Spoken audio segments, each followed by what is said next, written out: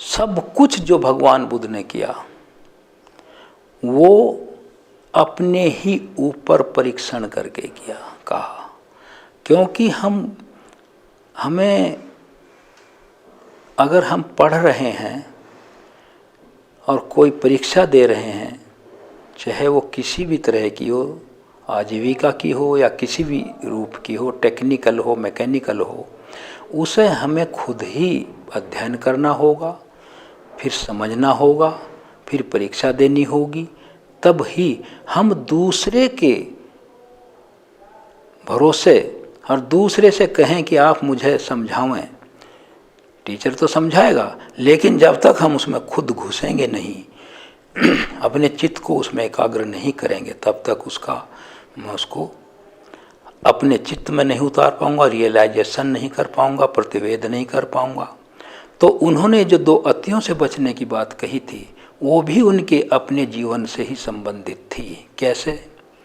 वो ऐसे संबंधित थी, जब वो सिद्धार्थ, आपने पढ़ा है, राजकुमार थे, तो उनके पिता ने उनको त्याग, संसार का त्याग और ये गृहस्थ जीवन का त्याग से रोकने के लिए कितनी सुख सुविधाएं उपलब्ध कराई थी।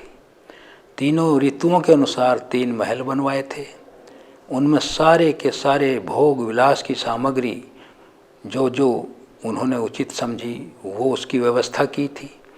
तो वो इतनी ज़्यादा थी, सिद्धार्थ के लिए वो उबाऊ थी, वो उससे ऊब जाते थे, वो एक्सट्रीम था।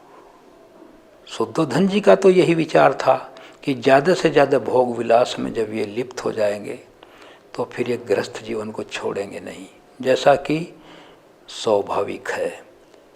वहाँ तो सुविधा दी गई थी, यहाँ तो व्यक्ति खुद सुविधा जुटा लेता है, चाहे वो कितना भी गरीब हो, वो अपनी सुविधा जुटा कर पतन का कारण ढूंढ लेता है और उसे समझ के ये सोचता है कि जीवन का यही सुख है। तो वो जो अति की सुविधाएं थी भोग विलास की, उनसे सिद्धार्थ का मन ऊब चुका था। तो इसलिए उन्होंने कहा, इसलिए ही लिया उन्होंने, उनका अपना अनुभव है, रियलाइजेशन है।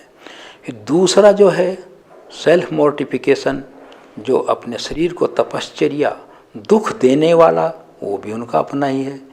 सबको पता 6 साल तक उन्होंने किस तरह अन्न जल का ग्रहण का त्याग किया और उसका कोई भी सार्थक जो फल है उनको नहीं मिला, उनको एनलाइटनमेंट या बुद्धत्व सम्मा संबोधि प्राप्त नहीं हुई। तो ये दोनों अतियाँ उन्होंने अपने ही ऊपर महसूस की थी, एक्सपीरियंस की थी।